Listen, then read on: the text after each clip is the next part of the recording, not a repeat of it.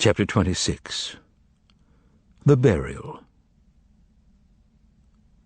Perhaps it was the twilight that made the procurator's appearance change so dramatically. He seemed to have aged on the spot, to have become stooped, and to have grown anxious as well. Once he looked around and for some reason shuddered when his gaze fell on the empty chair which had his cloak thrown over its back. The holiday night was approaching, the evening shadows were playing their usual tricks, and very likely the weary procurator imagined that someone was sitting in the empty chair. Letting faint-heartedness get the best of him, and shifting the cloak, the procurator left it lying there and began pacing around the balcony, first rubbing his hands, then going over to the table to grab the wine-cup, then stopping to stare blankly at the mosaic floor as though trying to decipher something written there. For the second time that day, he was overcome by anguish. Rubbing his brow, where there now remained only a dull, faintly nagging trace of the hellish morning pain, he kept straining to understand what was causing his mental torment. And he quickly realized what it was, but tried to deceive himself. It was clear to him that he had lost something irretrievably that day, and that now he wanted to make up for the loss with minor, inconsequential, and, most importantly, belated measures. His self-deception consisted in his trying to convince himself that the actions taken that evening were no less important than the sentence passed that morning. But the procurator was having very little success in convincing himself. On one of his turns about the balcony, he stopped abruptly and whistled. In reply to his whistle, a low growl sounded in the shadows, and a gigantic grey dog with pointed ears and a gold-studded collar bounded onto the balcony from the garden. "Banga! Banga!" cried the procurator weakly. The dog stood up on his hind paws, lowered his front paws onto his master's shoulders, almost knocking him to the floor, and licked his cheek. The procurator sat down in his chair, and Banga, his tongue out and panting, lay down at his master's feet. The joy in the dog's eyes signified that the thunderstorm, the only thing in the world the intrepid dog feared, was over, and that he was back next to the man he loved, respected, and considered the most powerful on earth, the ruler of all men, who made the dog himself feel privileged, superior, and special as well. But once he had lain down by his master's feet, the dog sensed immediately, even without looking at him, but at the gathering shadows in the garden, that something bad had happened to him. Therefore the dog changed position, got up, went around to the side of the chair, and put his front paws and head on the procurator's knees, getting wet sand all over the bottom of his cloak. Banga's actions were probably meant to console his master and to let him know that he was prepared to face misfortune with him. He tried to show this with his eyes, which looked sideways up at his master, and his ears, which were perked and at attention. Thus the two of them, the dog and the man who loved each other, greeted the holiday night on the balcony. In the meantime, the procurator's guest had a great number of things to do. After leaving the upper terrace of the garden in front of the balcony, he went down the stairs to the lower terrace, turned right, and went out to the barracks situated inside the palace grounds. In those barracks were billeted the 2 centuries which had accompanied the procurator to Yerushalayim for the holiday, as well as the procurator's secret guard commanded by the guest himself. The guest spent a short time in the barracks, not more than 10 minutes, but at the end of that time 3 carts set out from the barracks yard loaded with entrenching tools and a barrel of water. 15 men on horseback, wearing grey cloaks, accompanied the carts. The entire procession left the palace grounds through the rear gates, headed west, came out at the city walls, and took the path to the Bethlehem road, and then proceeded northward. After reaching the crossroads by the Hebron gate, they headed down the Jaffa road, taken earlier by the execution procession. By that time it was already dark, and the moon was showing on the horizon. Soon after the carts had left with their escort, the procurator's guest, who had now changed into a shabby, dark chiton, also left the palace compound on horseback. The guest headed straight into the city rather than out of it. A short time later he could be seen approaching the Antonia fortress, which was located in the northern part of the city, in close proximity to the great temple. The guest did not spend much time at the fortress either, and later could be spotted in the lower city, in its winding labyrinthine streets. The guest arrived there by mule. The guest knew the city well, and easily found the street he was looking for. It was called Greek Street because a number of Greek shops were located there, including one that traded in rugs. It was there that the guest stopped his mule, dismounted, and tied it to a ring at the gate. The shop was already closed. The guest walked through a wicket gate next to the shop's entrance, and found himself in a small square courtyard lined on 3 sides with sheds. After turning a corner in the yard, he ended up on the stone terrace of an ivy-covered dwelling where he surveyed his surroundings. The house and sheds were dark because the lamps had not yet been lit. The guest called softly, "Neza." A door creaked in answer to his call, and a young woman without a shawl over her head appeared in the shadows of the terrace. She leaned over the railing, peering anxiously, trying to see who was there. When she recognized who it was, she gave him a welcoming smile, nodded her head, and waved. "Are you alone?" asked Afranius softly in Greek. "Yes," whispered the woman on the terrace. "My husband left for Caesarea this morning." Here the woman glanced at the door and added in a whisper, "But the servant woman is here." She made a gesture that meant, "Come in."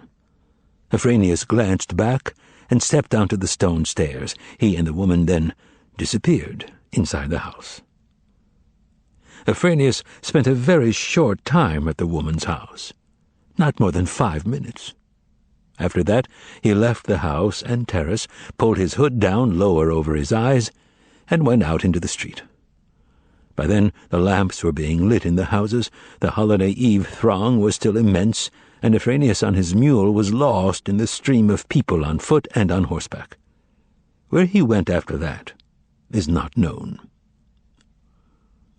Left alone, the woman whom Afranius had called Neza began changing her clothes in a great hurry. No matter how hard it was for her to find what she needed in the dark room, she did not light the lamp and did not call her servant. Only after she was ready and wearing a dark shawl over her head was her voice heard in the house, saying, "If anyone should ask for me, say that I have gone to visit Inanta." The grumbling of the old servant woman was heard in the darkness. "Inanta? Oh, that awful woman! Your husband forbade you to see her. She's a procuress. You're Inanta. I'll tell your husband." There, hush up," answered Neza, and she slipped out of the house like a shadow. Neza's sandals tapped against the stone slabs of the courtyard. Still grumbling, the servant woman closed the door to the terrace. Neza left her house. At the same time, from another narrow lane in the lower city, a winding lane which descended in terraces to one of the municipal ponds through the gate of an unprepossessing house whose blind side faced the street and whose windows opened onto a courtyard, came a young man with a neatly shaved beard who was wearing a clean white keffiyeh that fell down to his shoulders, a new light blue holiday talit with dangling tassels, and new sandals that creaked. The hook-nosed, handsome man, dressed up for the great holiday, walked briskly, overtaking those who were hurrying home to their holiday table, and one by one he saw the windows begin to blaze with light. The young man was heading down the road that led past the marketplace to the palace of the high priest Caiapha, located at the foot of the temple hill. A short time later he could be seen entering the gates of Caiapha's palace, and leaving the palace a short time later. After his visit to the palace, which was already aglow with lamps and torches, and in which the holiday bustle was in full swing, the young man began to walk even more briskly, more cheerfully, and hastened back to the lower city. On that very corner, where the street opened onto the market square, in the midst of the bustle and the crowd, he was overtaken by a slender woman in a black shawl pulled over her eyes, who walked with a dancing gait. As she was passing the handsome young man, the woman pushed her shawl up for an instant and gave the young man a sidelong glance, but rather than slow her stride, she actually quickened it, as if trying to conceal herself from the man she had overtaken.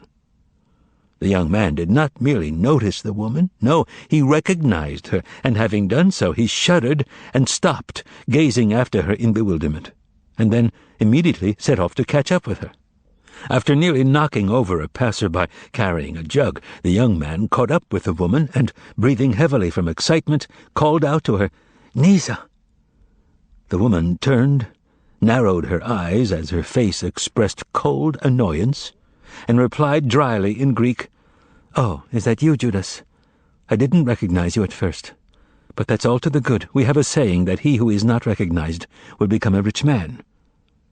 So excited that his heart began to flutter like a bird under a black shawl, Judas asked in a halting whisper, afraid that the passers-by would overhear, "Where are you going, Nisa?" "And why do you want to know?" replied Nisa, slowing her step and looking arrogantly at Judas. Then a childlike tone crept into Judas's voice as he whispered to her in dismay, "What is this? We had arranged to meet. I wanted to come see you. You said you'd be home all evening." "Oh, no," replied Nisa, wilfully making her lower lip protrude, which made her face, the most beautiful Judas had ever seen, even more beautiful. "I got bored," she continued. "You have a holiday, but what am I supposed to do? Sit and listen to you sighing on the terrace? And be afraid that the servant will tell my husband? No, and so I decided to take a walk outside the city to listen to the nightingales." "What do you mean, outside the city?" asked Judas, at a loss. "Alone?" "Of course alone," replied Nisa. "Let me go with you," asked Judas breathlessly. His thoughts became muddled. He forgot about everything around him and gazed with pleading eyes into Nisa's light blue eyes, which now seemed black. Nisa said nothing in reply, and quickened her step. "Why don't you speak, Nisa?" asked Judas plaintively, trying to keep pace with her. "But won't I be bored with you?" asked Nisa suddenly, and stopped. Here Judas's thoughts became utterly confused.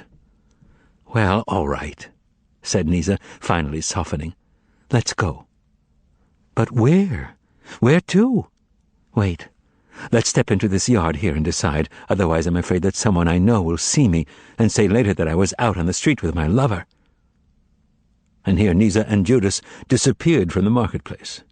They talked in whispers in the gateway of some courtyard. "Go to the olive estate," whispered Nisa, pulling her shawl down over her eyes and turning away from some man with a pail who was entering the gateway. "To Gethsemane, beyond Kidron. Do you know where I mean?" Yes. "I'll go on ahead," Nisa continued, "but don't follow right behind me. Keep a distance between us. I'll leave first. When you cross the stream, you know where the grotto is?" "Yes, I know. Go up past the olive press and turn towards the grotto. I'll be there. Only don't follow at my heels. Be patient. Wait here a while." And with these words, Nisa left the entranceway as if she had never spoken to Judas. Judas stood there alone for a while, trying to collect his scattered thoughts, one of which was how he would explain his absence from the holiday table to his family. Judas stood and tried to think up some lie, but in his excitement he couldn't think of anything suitable, and his legs moved of their own accord and carried him out of the gateway.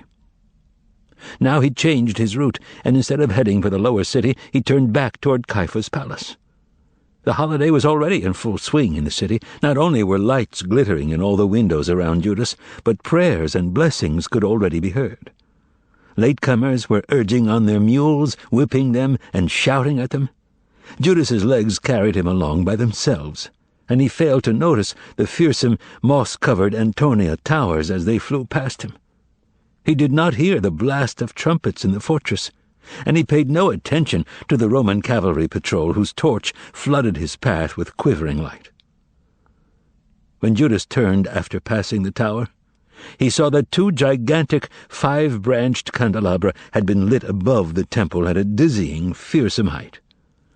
But Judas saw them through a haze as well, and it seemed to him that 10 immense lamps had been hung up over the city and were competing with the light of the single lamp rising higher and higher over Yerushalayim, the moon. Now, the only thing that mattered to Judas was to get to the Gethsemane gate, and he wanted to leave the city as soon as possible. At times, he thought he could see a dancing figure up ahead as it darted among the faces and backs of the passers-by, showing him the way. But it was an illusion. Judas knew that Nisa must be far ahead of him. Judas ran past the money-changing shops and finally arrived at the Gethsemane gate. Once there, burning with impatience, he was nevertheless forced to halt. Camels were entering the city, followed by a Syrian military patrol, which Judas cursed mentally. But everything comes to an end. The impatient Judas was already outside the city wall. To his left he saw a small graveyard, and near it the striped tents of a few pilgrims. After crossing the dusty road, which was flooded with moonlight, Judas hurried toward the Kidron stream, intending to cross it. The water gurgled softly at Judas's feet. Jumping from stone to stone, he finally made it over to the Gethsemane bank, and, to his great joy, saw that the road alongside the gardens was deserted. Not far away could be seen the tumble-down gates of the olive estate. After the stuffiness of the city, Judas was struck by the intoxicating smell of the spring night. From the garden beyond the fence, a fragrant wave of myrtle and acacia came drifting in from the Gethsemane fields. There was no one guarding the gates, no one there at all, and in a few minutes Judas was running beneath the mysterious shadows of the huge, spreading olive trees. The road led uphill. Judas went up it, breathing heavily, occasionally emerging from the darkness onto the patterned carpets of moonlight, which reminded him of the carpets he had seen in the shop of Nisa's jealous husband. In a while, the olive press with its heavy stone wheel and pile of barrels appeared in a clearing to Judas's left. There was no one in the garden. Work had stopped at sunset, and now a chorus of nightingales pealed and broke into song over Judas's head. Judas was near his goal. He knew that in the darkness to his right he would soon hear the quiet whisper of falling water in the grotto. And so it was. He heard it. The air was getting cooler and cooler. Then he slowed his step and called out softly, "Nisa!" But instead of Nisa, a thick-set male figure detached himself from the fat trunk of an olive tree and jumped onto the road. Something gleamed in his hand for a second, and then was extinguished. Judas gave a weak cry and tried to run back, but a second man blocked his way.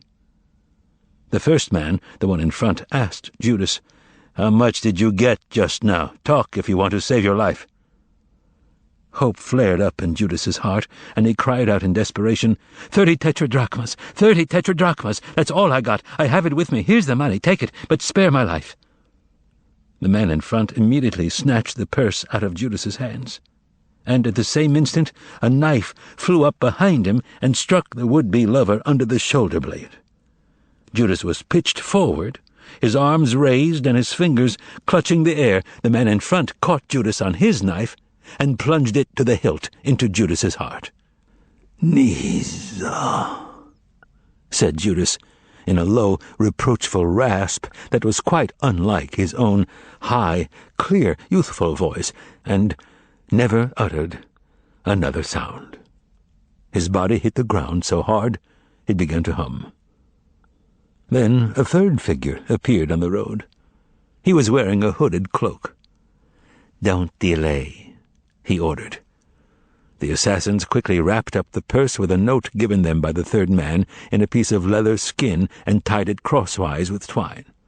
The second man thrust the bundle in his bosom, and then both assassins ran off the road in different directions and were swallowed up by the darkness of the olive estate. The third man crouched down beside the body and gazed at the dead man's face. In the shadows, it looked as white as chalk and had a kind of spiritual beauty.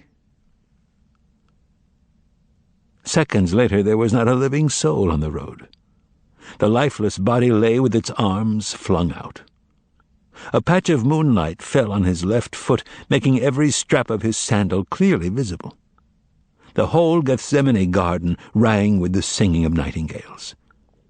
No one knows where Judas's 2 assassins went, but the route taken by the third man in the hood is known. After leaving the road, he plunged into a grove of olive trees and headed south. He climbed over the garden wall far from the main gates, in its south corner where the top layer of stones had fallen out. He soon reached the bank of the Kidron. Then he entered the stream and walked along in the water until he saw 2 horses silhouetted in the distance and a man standing next to them. The horses were also standing in the stream. The water washed over their hooves. The man tending the horses mounted one of them, and the man in the hood mounted the other. As the 2 of them headed slowly into the stream, one could hear the horses' hooves scraping on the stones. After the riders came out of the stream, they went up the Yerushalayim bank and followed the city wall at a walking pace. Then the groom broke away and galloped ahead, while the man in the hood stopped his horse, dismounted on the deserted road, took off his cloak, turned it inside out, removed a flat, uncrested helmet from its folds, and put it on. The man who now mounted the horse wore a military chlamys and a short sword on his hip. He touched the reins, and his spirited cavalry mount set off at a trot. The rider did not have far to go. He was approaching the southern gates of Yerushalayim. The restless flame of torches danced and played under the archway of the gates. The sentries from the 2nd century of the Lightning Legion were sitting on stone benches playing dice. They jumped up when they saw the mounted officer. He waved to them and rode into the city. The city was flooded with holiday lights. Candle flames flickered in all the windows, and the blessings coming from within blended into a discordant chorus. The rider would occasionally glance into the windows that looked out on the street and see people at their holiday tables, set with kids' meat and cups of wine placed between dishes of bitter herbs. Whistling a soft tune, the rider made his unhurried way through the deserted streets of the lower city, heading toward the Antonia Tower, occasionally glancing up at the unique 5-branched candelabra burning above the temple, which were not to be seen anywhere else in the world, or gazing at the moon, which hung even higher up than the candelabra. The palace of Herod the Great was taking no part in the Passover night celebration. In the auxiliary rooms that faced south, where the officers of the Roman cohort and the legate of the legion were quartered, lights were burning and there was a feeling of activity and life. The front section, occupied by the sole and involuntary resident of the palace, the procurator, with its colonnades and gold statues, seemed blinded by the extremely bright moon. Here, inside the palace, darkness and quiet reigned, and the procurator, as he had told Afranius, preferred not to go inside. He had ordered that a bed be made up for him on the balcony where he had dined that evening and conducted the interrogation that morning. The procurator lay down on the couch that had been prepared, but sleep would not come to him. The naked moon hung high overhead in the clear sky, and the procurator was unable to take his eyes off it for several hours. Around midnight, sleep finally took pity on the hegemon. With a convulsive yawn, the procurator unfastened his cloak and threw it off, removed the strap with its sheathed broad steel knife that belted his tunic, and placed it on the chair beside the couch, took off his sandals, and stretched out. Banga immediately got up on the bed and lay down beside him, with his head next to his, and the procurator, putting his arm around the dog's neck, finally closed his eyes. Only then did the dog fall asleep too. The couch stood in semi-darkness, shielded from the moon by a column, but a ribbon of moonlight stretched from the stairway to the bed. And as soon as the procurator lost touch with the world of reality around him, he quickly set out on a shining road and ascended it straight to the moon. He even laughed in his sleep with happiness. So splendid and unique was everything on that light blue transparent road. He was accompanied by Banga, and walking alongside him was the vagrant philosopher. They were arguing about something complex and important, and neither one of them could convince the other. They did not agree about anything, and that made their dispute all the more engaging and endless. Today's execution, needless to say, turned out to have been a complete misunderstanding. After all, the philosopher who had conceived the absurd notion that all people were good was walking beside him, so he had to be alive. And besides, the very idea that such a man could be executed was utterly horrible. The execution had not taken place, no. Therein lay the charm of this journey up the stairway of the moon. They had as much time as they needed, and the thunderstorm would only come towards evening. And cowardice was undoubtedly one of the most terrible of vices. Thus spoke Yeshua HaNotzri. No, philosopher, I disagree with you. It is the most terrible vice. For example, the present procurator of Judea and former tribune of the legion had not been a coward back then in the Valley of the Maidens, when the furious Germans had almost hacked Ratkiller the giant to pieces. But excuse me, philosopher, could you with your intelligence really imagine that the procurator of Judea would ruin his career over a man who had committed a crime against Caesar? Yes, yes, said Pilate, moaning and sobbing in his sleep. Of course he would. He would not have done it in the morning, but now, at night, having weighed everything, he would be glad to do it. He would do anything to save the totally innocent mad dreamer and physician from death. Now we shall always be together, he heard in his sleep from the vagrant philosopher, who had appeared inexplicably on the night of the Golden Spear's path. Where you find one, you'll find the other too. When people remember me, they will immediately remember you too. Me, a foundling, the son of unknown parents, and you, the son of an astrologer king and a miller's daughter, the beautiful Pila. Yes, please don't forget. Remember me, the son of an astrologer king, implored Pilate in his sleep. And when the pauper from Ensarid, who was walking beside him, gave him a nod of assent, the cruel procurator of Judea wept and laughed with joy in his sleep. All this was good, but it made the hegemon's awakening all the more horrible. Banga began howling at the moon, and the light blue road, slippery and oily smooth, vanished in front of the procurator. He opened his eyes, and the first thing he remembered was that the execution had taken place. The first thing the procurator did was, as usual, to grab for Banga's collar. Then, with aching eyes, he began searching for the moon and saw that it had moved slightly to the side and turned silver. Its light was being disrupted by an unpleasant, restless light playing on the balcony right in front of him. It came from a flaming, smoking torch held by Centurion Ratkiller. He glowered with fear and loathing at the dangerous beast ready to lunge at him. "Stay, Banga," said the procurator with a sickly voice, and he coughed.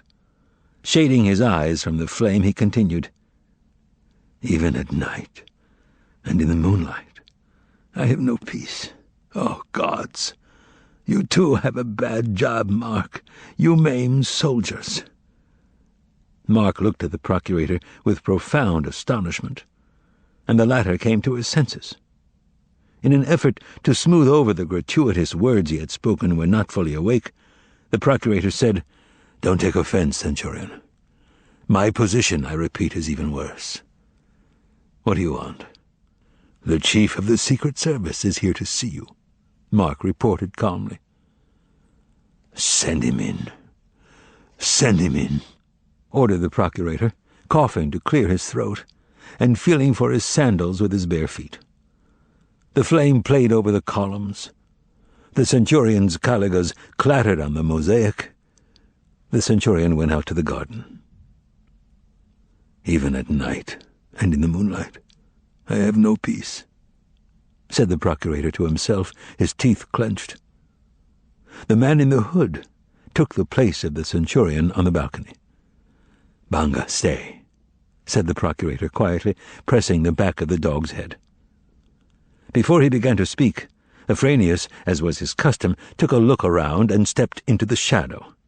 And when he had assured himself that apart from Banga, he and the procurator were the only ones on the balcony, he said softly, I ask that you bring me to justice, Procurator. You were right. I was unable to save Judas of Kerioth. He was murdered.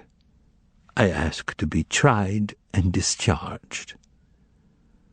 Ephrainius felt as if he were being watched by two pairs of eyes, a dog's and a wolf's. He pulled a blood-stained purse with 2 seals out from under his chlamys.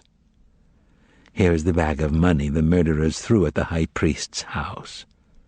The blood on it is the blood of Judas of Kerioth. I'm curious. How much money is there? Asked Pilate, nodding at the purse. 30 tetradrachmas. The procurator gave a laugh and said, Not very much. Ephrainius said nothing. Where is the slain man? That I don't know, replied the man who never parted with his hood, with calm dignity. We'll begin our investigation this morning. The procurator shuddered and let go of the sandal strap that refused to be fastened. But you know for certain that he was killed. To this the procurator received a dry reply. I have worked in Judea for 15 years, Procurator. I began my service under Valerius Gratus. I don't have to see the corpse to know that a man has been killed. And I am here to report that the man called Judas from the city of Kerioth was murdered a few hours ago. Forgive me, Ephrainius, replied Pilate. I'm still not properly awake. That's why I said what I did. I sleep badly. The procurator gave a laugh. And I keep seeing a moonbeam in my dream. It's so absurd. Imagine. I seem to be walking along that moonbeam. And so I would like to know what your thoughts are in this matter. Where do you intend to look for him? Sit down, Chief of the Secret Service. Ephrainius bowed, moved a chair closer to the bed, and sat down, his sword clanking. I intend to look for him near the olive press in the Garden of Gethsemane. I see. And why there, precisely? Hegemon, by my reasoning, Judas was killed neither in Yerushalayim itself, nor very far away from it. He was killed on the outskirts of Yerushalayim. I consider you one of the leading experts in your field.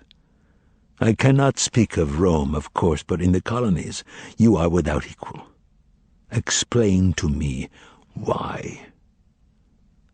It is inconceivable to me, said Ephrainius, speaking softly, that Judas would have fallen into suspicious hands within the city limits. You don't stab someone clandestinely on the street. That means he must have been lured into some cellar somewhere. But the Secret Service has already looked for him in the lower city, and if he were there, they would surely have found him. I can assure you that he is nowhere in the city. And if he had been killed far away from the city, they wouldn't have been able to throw back the packet of money so soon. He was murdered not far from the city. They managed to lure him out of the city. I don't see how they could have accomplished that. Yes, Procurator, that is the most difficult question of all, and I don't even know if I'll be able to solve it. A mystery indeed. On the evening of a holiday, a believer forsakes the Passover meal and goes out of the city for some unknown reason, and there he perishes. Who could have lured him, and how? Could it have been a woman? Asked the procurator with sudden inspiration. Ephrainius answered calmly and gravely, Absolutely not, Procurator. That possibility is ruled out entirely. One must reason logically. Who would have an interest in Judas's death? Vagrant dreamers, a group of them, a group, first of all, that doesn't include any women. One needs money to get married, Procurator. Money is also necessary to bring someone into the world. But to murder someone with a woman's help? One needs a great deal of money, and vagrants don't have money. No woman was involved in this affair, Procurator. What's more, I would argue such a hypothesis can only serve to throw us off track, impede the investigation, and complicate things for me. I see your point. Completely, Euphranius, said Pilate. And I was only taking the liberty of offering my supposition. It is, alas, a mistaken one, Procurator. But then, what other possibilities are there? Exclaimed the Procurator, staring at Euphranius with avid curiosity. I think it was still the money. A remarkable idea. But who could offer him money at night outside the city, and for what? Oh, no, Procurator, it didn't happen like that. I can offer only one supposition, and if it's wrong, then I probably won't come up with any others. Euphranius leaned closer to the Procurator and added in a whisper, Judas wanted to hide his money in a safe spot only he knew about. A highly subtle explanation. That must have been how it happened. Now I follow you. It wasn't people who lured him out of the city, but his own idea. Yes, that must have been it. Precisely. Judas didn't trust anyone. He wanted to hide his money. Yes, in Gethsemane, you said. But why is it precisely there that you intend to look for him? That, I confess, I can't understand. Oh, Procurator, that is the simplest thing of all. No one is going to hide money on a road or in an empty, open place. Judas wasn't on the road to Kidron or to Bethany. He needed to be in some safe, secluded spot with trees. It's so simple. And there's no place like that near Yerushalayim except Gethsemane. He couldn't have gone far. You've convinced me completely. So what is to be done now? I'll start an immediate search for the murderers who followed Judas out of the city, and in the meantime, I will, as I have already reported, turn myself over for prosecution. What for? My men lost him this evening in the marketplace, after he had left Caiaphas' palace. How that happened, I do not know. It has never happened to me before. He was put under observation right after our talk, but in the vicinity of the marketplace he got away, and covered his tracks so thoroughly that he vanished without a trace. I see. But I am informing you that I do not deem it necessary for you to be prosecuted. You did everything that you could, and no one in the world, here the Procurator smiled, could have done more than you did. Reprimand the men who lost Judas in the marketplace, but here too I warn you, I do not wish you to reprimand them too severely. After all, we did everything we could to look after that good-for-nothing. Oh, yes, I forgot to ask, said the Procurator, wiping his forehead. How did they manage to throw the money back at Caiaphas? You see, Procurator, that wasn't particularly difficult. The avengers went to the back of Caiaphas' palace, where the street looks down over the rear courtyard. They threw the packet of money over the fence. With a note attached? Yes, exactly as you had imagined, Procurator. And by the way, here Euphranius broke the seals on the packet and showed its contents to Pilate. Take care what you're doing, Euphranius. After all, they're temple seals. The Procurator need not trouble himself about this question, replied Euphranius, closing the packet. You mean you have all their seals? Asked Pilate, laughing. How could it be otherwise? Replied Euphranius dryly, with no trace of laughter. I can just imagine Caiaphas' reaction. Yes, Procurator, it caused quite a stir. I was summoned immediately. Even in the semi-darkness, Pilate's eyes could be seen glittering. That's interesting. Interesting. I beg to differ, Procurator. It was not interesting at all. It was a supremely tedious and wearisome business. When I questioned them as to whether money had been paid out to anyone in Caiaphas' palace, they told me categorically that it had not. Is that so? Well then, if the money wasn't paid, it wasn't paid. It will be that much harder to find the murderers. Quite true, Procurator. You know, Afranius, something just occurred to me. Couldn't he have killed himself? Oh, no, Procurator, replied Afranius, leaning back in his chair in surprise. That is, if you will pardon me, highly unlikely. Ah, in this city anything is possible. I would argue, in fact, that in no time at all rumors to that effect will be spreading throughout the city. At this point Afranius gave Pilate that particular look of his, thought for a moment, and replied, "That may be, Procurator." The Procurator obviously could not relinquish the subject of the man from Kerioth's murder, even though it was already clear what had happened, and he commented wistfully, "I wish I could have seen how he was killed." "He was killed with great artistry, Procurator," replied Afranius, giving him a somewhat ironic look. "How do you know that?" "Just take a look at the bag, Procurator," replied Afranius. "I can promise you that Judas's blood flowed freely. I've seen my share of murdered bodies, Procurator." "So then, of course he will not arise." "No, Procurator, he will arise," replied Afranius with a philosophic smile, "when the trumpet of the Messiah, whom they await here, sounds above him. But until that, he will not arise." "Enough, Afranius. This subject is clear. Let's go to the burial." "The executed men have been buried, Procurator." "Oh, Afranius, it would be a crime to prosecute you. You deserve the highest reward. How did it go?" Afranius began an account of how, while he was busy with the Judas affair, a Secret Service team under the command of his assistant got to the hill before nightfall. One body was missing from the hilltop.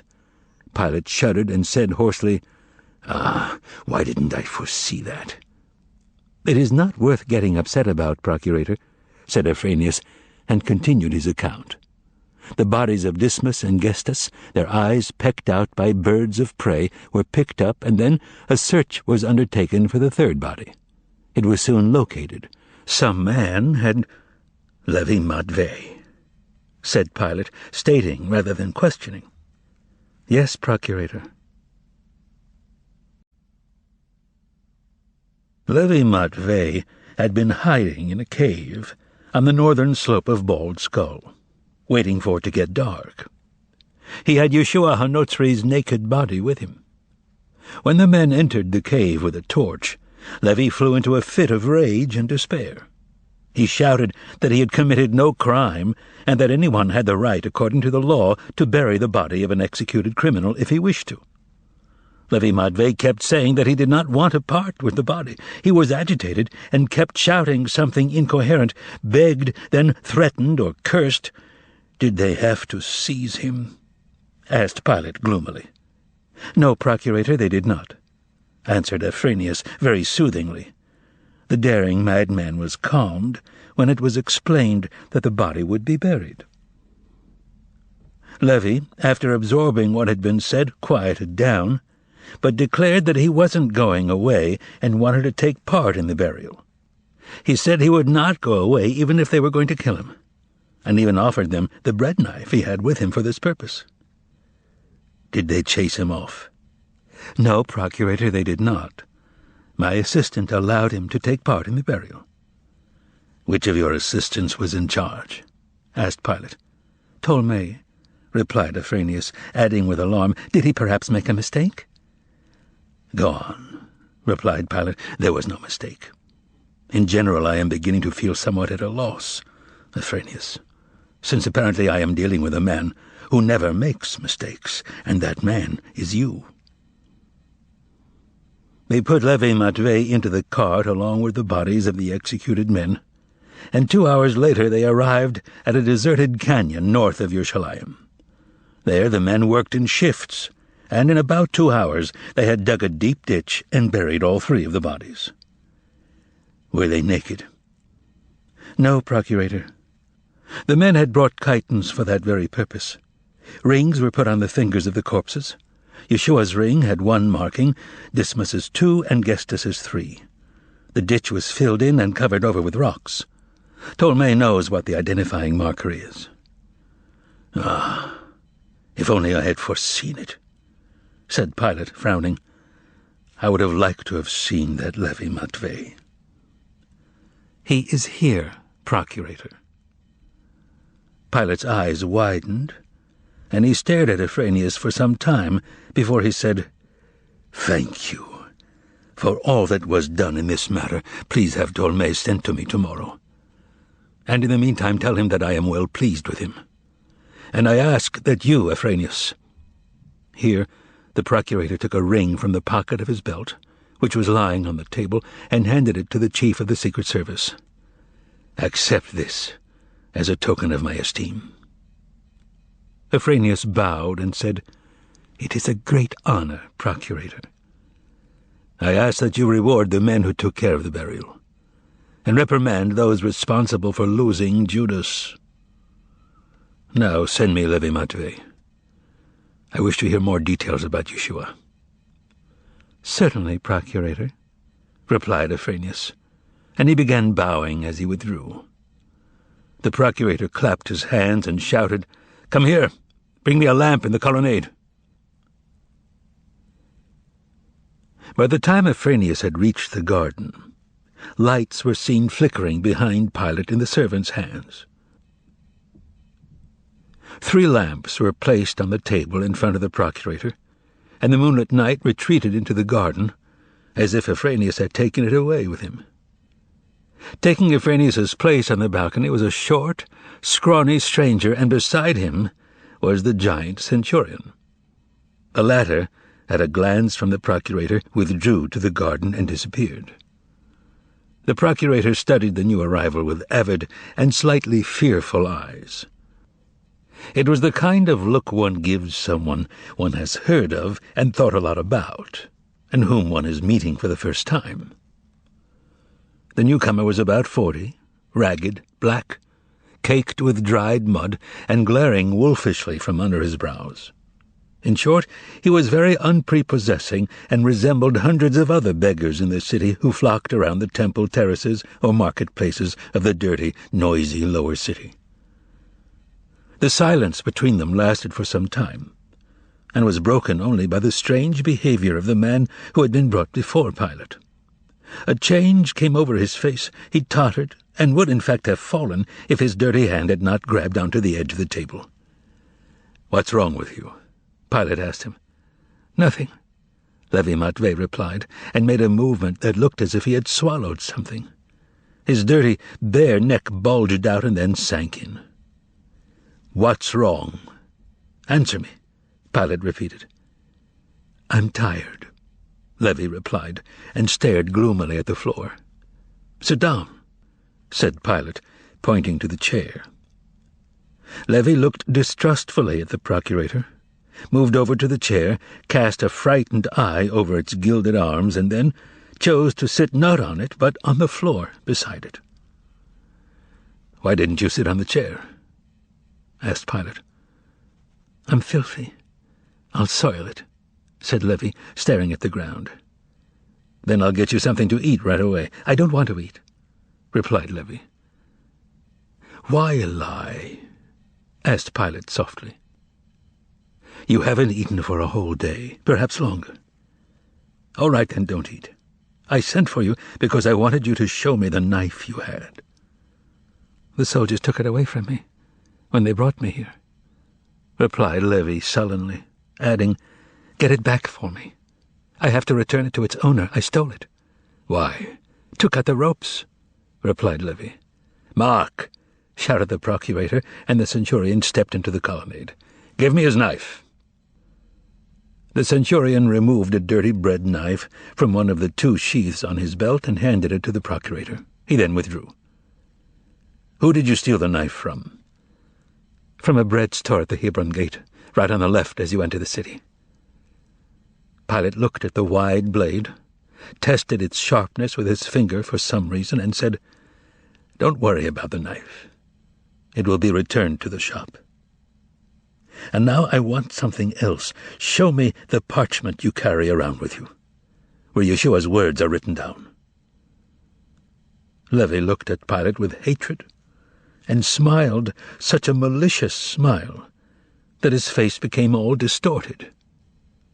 "You want to take that away? My last possession?"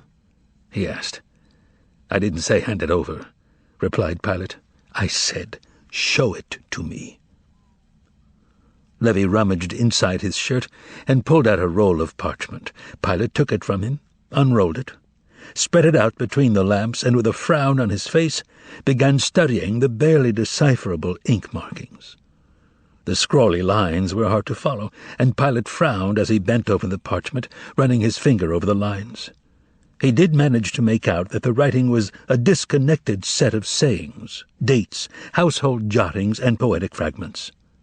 He was able to read, "There is no death. Yesterday we ate sweet spring figs."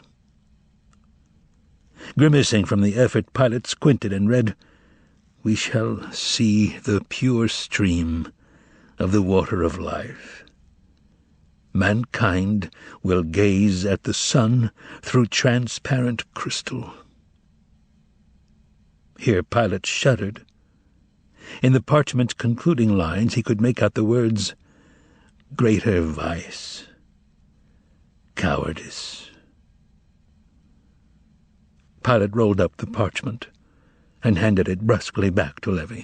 "Take it," he said, and after a brief silence added, "You are, as I can see, a learned man, and there is no reason why you, who are alone, should be wandering about in rags without any place to go. I have a large library in Caesarea. I am very wealthy, and I want to take you into my service. You will arrange and care for the papyri, and you will be well fed and clothed." Levi stood up and replied, "No, I don't want to." "Why?" asked the procurator, his face darkening. "Do you find me unpleasant? Are you afraid of me?" The same malicious smile contorted Levi's face, and he said, "No, it's because you'll be afraid of me. It won't be easy for you to look me in the face after you killed him." "Be quiet," said Pilate. "Take some money." Levi shook his head in refusal, and the procurator continued, "You, I know, consider yourself a disciple of Yeshua, but I can assure you that you have learned nothing from what he tried to teach you, because if you had, you would certainly have accepted something from me. Remember that before he died he said that he didn't blame anyone." Pilate raised his finger meaningfully, and his face twitched. "And he himself would undoubtedly have taken something from me. You are cruel, and he was not a cruel man. Where will you go?"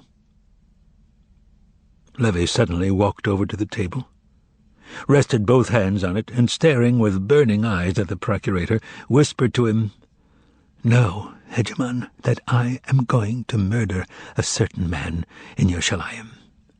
I am telling you this, so you will know there will be more blood." "I too know there will be more blood," replied Pilate. "Your words do not surprise me. You, of course, wish to murder me, isn't that so?" "I would not be able to murder you," replied Levi, baring his teeth in a smile. "And I am not stupid enough to expect that I could. But I shall murder Judas of Kerioth, even if it takes me the rest of my life." A gleam of pleasure shone in the procurator's eyes. Beckoning Levi Matvei closer, he said, "Don't worry yourself. You won't succeed. Judas was already murdered this very night." Levi jumped back from the table, his eyes staring wildly, and cried out, "Who did it?" "Don't be jealous," replied Pilate, baring his teeth and rubbing his hands. "I'm afraid you weren't his only admirer." "Who did it?" repeated Levy in a whisper. "I did it." Levy's mouth fell open, and he gaped at the procurator, who said quietly, "It wasn't very much, of course, but nevertheless it was I who did it."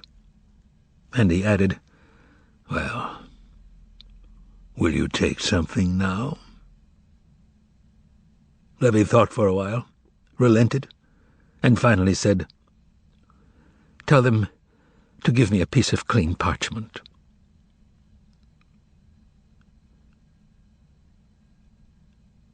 An hour passed. Levy was gone from the palace. Now the only thing that disturbed the early morning silence was the quiet sound of the sentry's footsteps in the garden. The moon was rapidly fading, and at the other edge of the sky the whitish speck of the morning star appeared. The lamps had long been extinguished. The procurator lay on his couch. He slept with his hand under his cheek, breathing soundlessly. Banga slept beside him. Thus the dawn of the 15th day of Nisan was greeted by the 5th procurator of Judea, Pontius Pilate.